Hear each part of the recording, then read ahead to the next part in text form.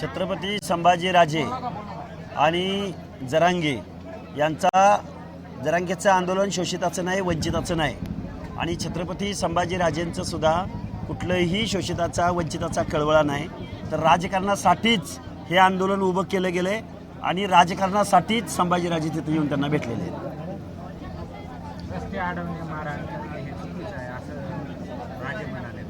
संभाजीराजे तुम्ही बीडमध्ये काय आरत्या करत होता का?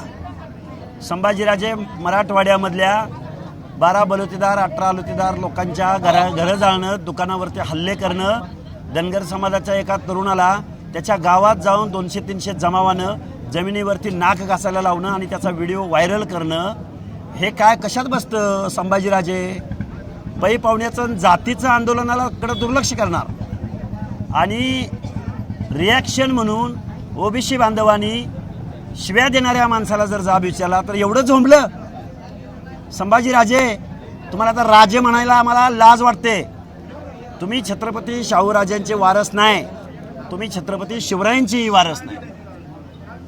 एकाच ठिकाणी आंदोलन करणं हे चुकीचं आहे. दोन आंदोलन काय अडचण आहे संभाजीराजे? तुम्हाला तुमच्या जरांगीला अडचण आहे. एक माता भगिनी उपोषणाला बसली की हा लगेच इथे येऊन बसला. काल मुंबईला मराठा बांधव पुण्याचे गेले तर लगेच म्हणला माझे कोणते नाहीत. म्हणजे या जरांगीला मराठा समाजाचा मक्ता दिलाय का? आज मराठा बांधव 50 ते 60% मराठा बांधव ज्यांना संविधान कळतं, ज्यांना लोकशाही कळते, जे सत्सद विवेक बुद्धी ज्यांची जागृत आहे, ती माणसं या जरांगीला वैतागलेत. त्यामुळं जरांगे आणि संभाजीराजे तुम्ही जरा अवकातीत आणि व्यवस्थित बोला आणि महाराष्ट्रातल्या सर्व जनतेच्या हिताचं बोला. संभाजीराजे असं म्हणताय की तुमचं आंदोलन जे आहे ते संविधानिक मार्गाने नाही आहे, कारण आपल्या मागण्याच नाही आहे, फक्त विरोधाला विरोध करायचा म्हणून आपण आंदोलन उभं केलं.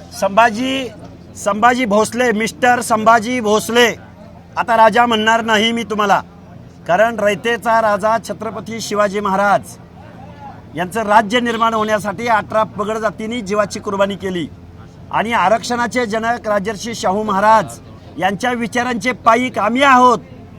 आणि मिस्टर संभाजी भोसले, तुम्ही विशाळगडावरती माझ्या मुस्लिम माता भगिनी धाय मोकलून रडत होत्या, त्यावेळी एका धार्मिक स्थळ पाडत असताना तुम्ही हातवारे करून चेतावणी देत होता. तुम्ही संविधानिक वागत होता का? आणि आम्ही संविधानिक, अरे आमचं ओबीसीचं आरक्षण वाचलं पाहिजे एवढंच म्हणतोय आम्ही, वेगळी मागणी काही करत नाही. मिस्टर संभाजी भोसले, या जरांगेनं त्याच्या बॅनरवर कधी आरक्षणाचे जनक राजर्षी शाहू महाराजांची प्रतिमा वापरली का? तोच जरांगे तुम्हाला दिसतो. आणि 18 पगड रयत इथं बसली, या रयतेचं आंदोलन चालू आहे आणि त्यांना असंविधानिक म्हणतो तू. अरे प्रवर्गाची भाषा बोलतोय आम्ही, जातीची नाही. आम्ही एका जातीचं मागणी करत नाही. आम्ही 450 जातीचं आरक्षण वाचलं पाहिजे, सामाजिक न्याय वाचला पाहिजे, ही आमची मागणी आहे. मिस्टर संभाजी भोसले, लाज वाटली पाहिजे आपल्याला, कारण तुम्ही राजर्षी शाहूजींचे वैचारिक वारस नाही. त्यामुळं गादीची माफी मागून मिस्टर संभाजी भोसलेंना सांगतोय की रयत आता तुम्हाला राजा म्हणणार नाही. जरांगेंचं आंदोलन जे तर म्हणून आंदोलन करताय असंही संभाजीराजे. तुम्ही ओटसूट GR करणार असाल तर आम्ही काय केलं पाहिजे? तुम्ही बोगस कुणब्यांच्या, अरे जात चोरताय तुम्ही.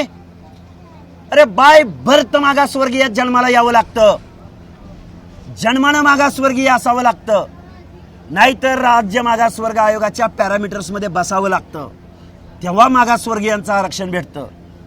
तुम्हाला कोण म्हणाल मागासवर्गीय? एका बाजूला 96 कुळी 92 कुळी म्हणायचं आणि दुसऱ्या बाजूला आम्हाला मागासवर्गीयामधनं आरक्षण द्या म्हणायचं. हे कसं बसतं? मिस्टर संभाजी भोसले, या प्रश्नाचं उत्तर आम्हाला हवंय.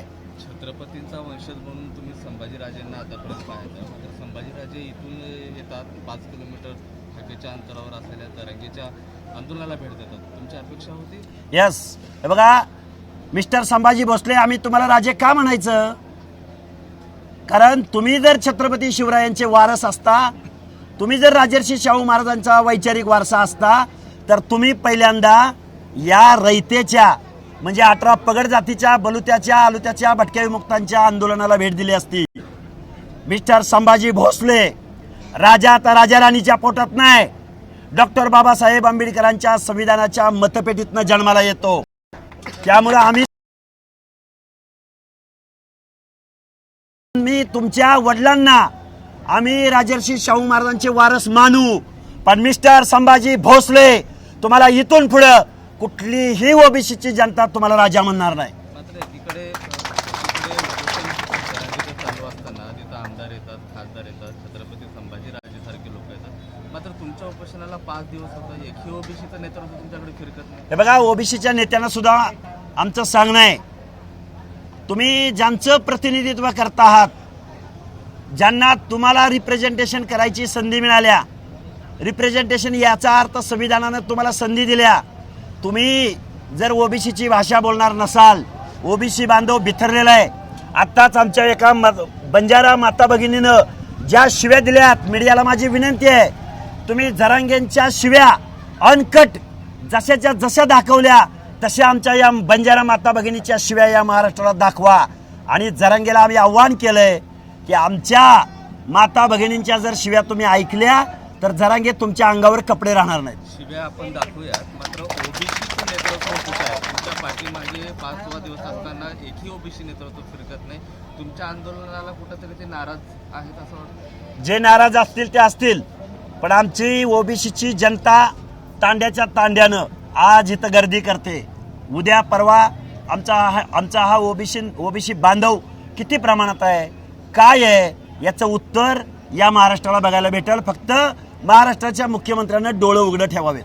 मात्र पंकजा मुंडे असतील, धनंजय मुंडे असतील, 5वा दिवस असतानाही इथं येण्याचं ते नाव घेत नाही, इथून जातात औरंगाबाद, छत्रपती संभाजीनगरला, दोघेही इथून गेले. मात्र तुमच्या आंदोलनाकडे साधं डोकं नाही बघितलं. ओबीसी नेत्यांनाही आमची विनंती आहे, तुम्ही जोपर्यंत यांच्या दबावात राहाल, जेवढे म्हणून ओबीसी नेते आहेत, तुम्ही जोपर्यंत दबावात राहाल तोपर्यंत हा जरांगे तुमच्या मानगुटीवर बसेल आणि ठरवून तुमचा पराभव करेल. त्यामुळे उघड पुढे या आणि यांचा विश्वास बना. ओबीसी नेत्यांनो, जर तुम्ही या लोकांच्या दबावाखाली राहाल तर तुमचं अस्तित्व संपवलं जाईल या महाराष्ट्रामधून. काही झालं तरी मनोज जरांगे पाटील आता उपोषण मागे घ्यायला आहे असा त्यांनी आता पवित्रा घेतला. अरे 4 दिवसापूर्वी 4 सलाईन लावणारा हा जरांगे कसं आंदोलन वाचलंय दाखवलं पाहिजे मीडियानं सुद्धा. सलाईन घेतल्यानंतर उपोषण असतं का, या प्रश्नाचं उत्तर मिळावं. त्यांचं उपोषण कधीच संपलेलं आहे. आभार.